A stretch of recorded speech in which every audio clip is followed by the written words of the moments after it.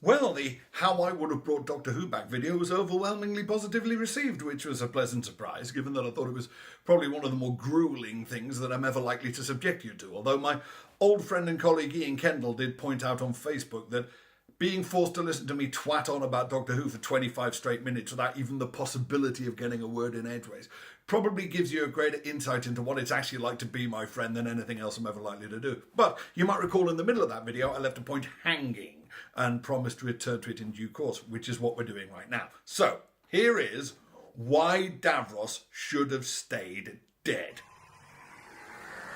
Now, Davros, as seen in Genesis of the Daleks, in the first story in which he features, is pretty much as close to perfection as classic Doctor Who ever got. He is an almost perfect rendering of an almost perfect concept.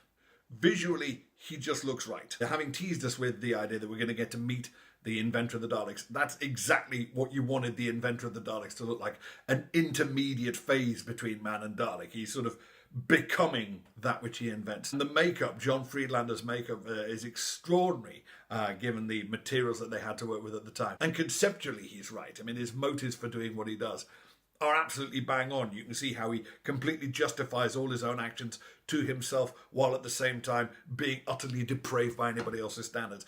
All kinds of historical resonances going on in there. He evokes, the death camps. He evokes Dr. Mengele, as well as just the Nazis in general, being very deliberately evoked by the whole story. A good 2 years or so before Star Wars did exactly the same thing with the Empire. The performance is amazing. The late, great Michael Wisher, who I actually met at a couple of Doctor Who conventions in the 1980s. What a performance, considering how little he's able to do. He physically cannot move. He can't move his head. He has no access to any kind of facial expression. He can move this arm a bit, and that's literally it. But what a character he creates. That voice is amazing, to the point where all the subsequent actors doing Davros basically are assessed on how close they got to what he did, even if the very fact that they were called upon to do so was a mistake, which is the point I'm working towards. And most crucially, he has the most perfect story arc of pretty much any character in Doctor Who, and indeed pretty much any character in fiction in general. It's not even an arc, it's a circle. It's a perfect hubristic circle that Davros traverses over the course of that show, because we're given to understand that he may have started out as an idealistic scientist, or at the very least a firm patriot trying to win the war for the Khalids, and ultimately by the end of it he is betrayed absolutely everything. He has betrayed the Khalids. He has doomed his own people. He has sold his own people out. Sold out and betrayed everybody who worked for him, everybody who worshipped him, everybody who trusted him, with the sole exception of Nyder, his one last hanger-on. And then, of course, in the end, he is destroyed by his own treachery, because he's created these things, these Daleks, these living weapons, to be the apotheosis of his vision, and has instructed them to regard everything else as inferior and expendable, while it never even occurring to him that that was going to include him. It's perfect.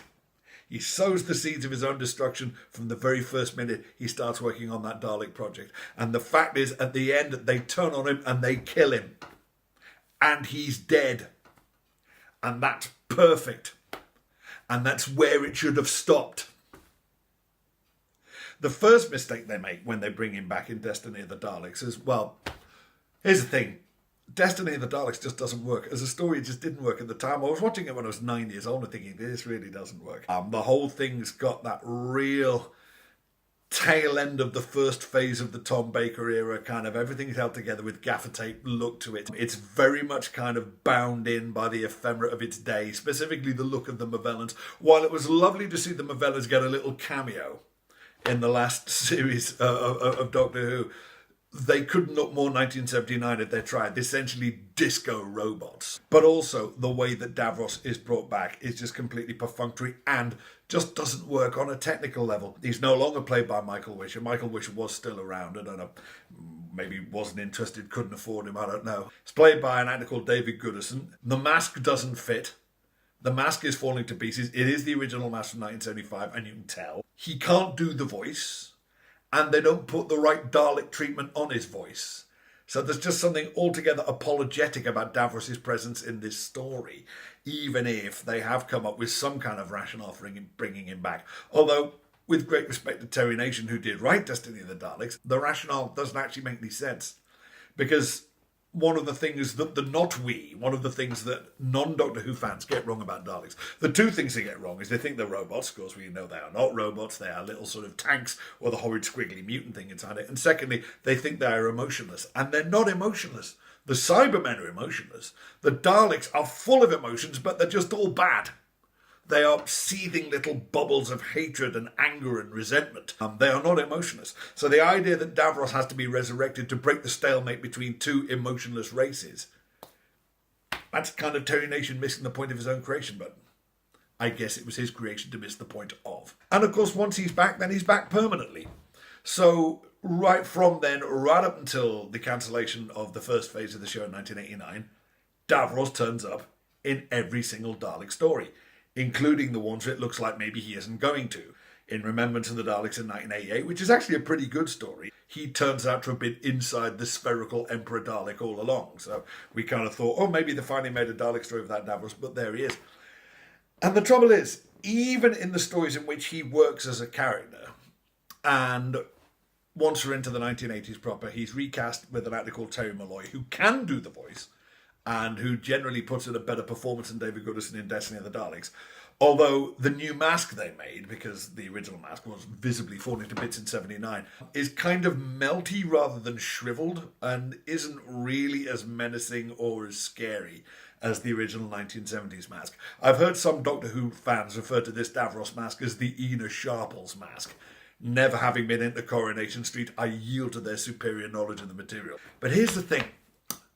Bringing Davros back for all those stories, not only does it diminish him, it diminishes the Daleks. Because the thing you have to remember about the Daleks is, as they were originally conceived, and as they were depicted for every Dalek story up to and not including Genesis, they were political creatures. They are plotters, they are schemers, they engineer events. They're not really hands-on, as evinced by the fact that they tend to get anthropomorphic sidekicks to do the heavy lifting and most of the actual fighting for them, whether it's the Robo-Men in the 60s or the Ogrons in the 70s. They tend to get sidekick heavies to do all that kind of thing for them. Once Davros is introduced, then Davros is the evil genius. He's the kind of Bond villain character. And the Daleks become his heavies. They become his drones. So Davros becomes the political villain, and the Daleks become his, no pun intended, foot soldiers. And let's face it, they're just not very convincing as foot soldiers. They don't really work as shock troops, not in the original series anyway.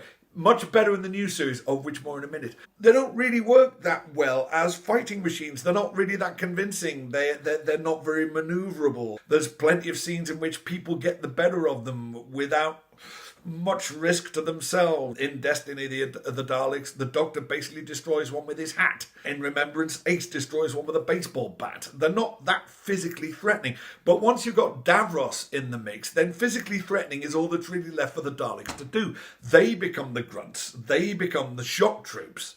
And Davros becomes the sort of, cat-stroking Bond villain. Now, I was kind of encouraged when the new series brought the Daleks back. First of all, because I really like that very minor redesign they gave them for the Christopher Eccleston and the David Tennant years. Really, all they did was make them look heavy.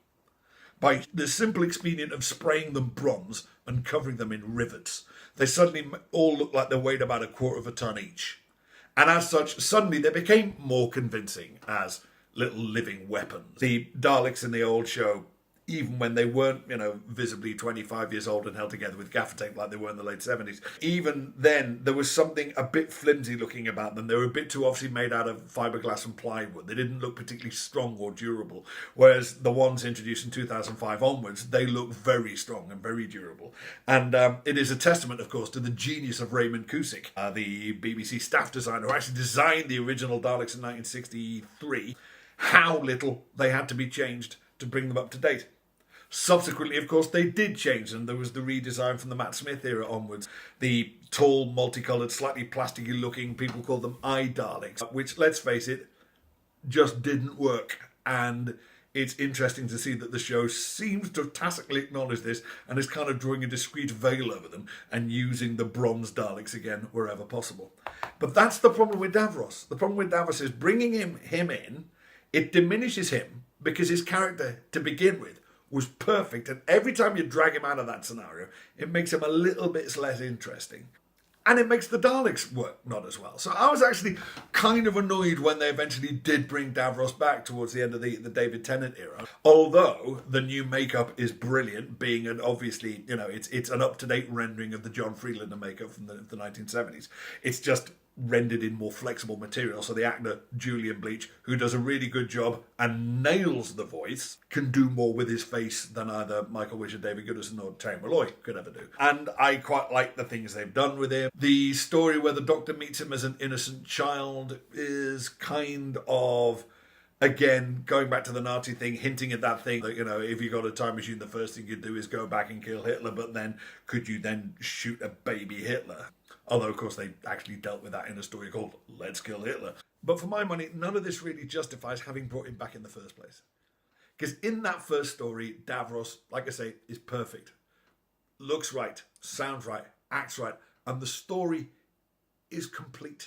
And it's a great story. It's got all kinds of classical analogies, all kinds of historical analogies. And every time they dig him up, it kind of diminishes him, in my humble opinion. This is not to say that they should never bring him back again, because the point I'm trying to make is the ship has sailed.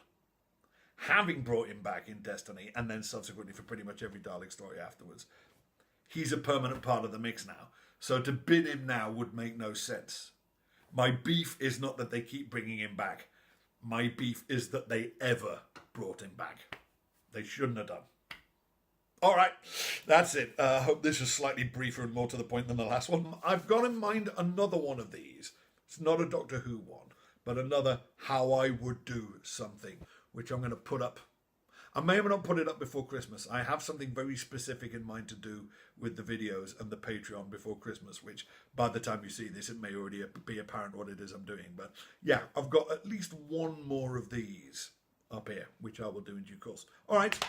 Thanks for watching. Please subscribe to the YouTube channel if you have not yet done so already. Please consider signing up to the Patreon if you have not yet done so already.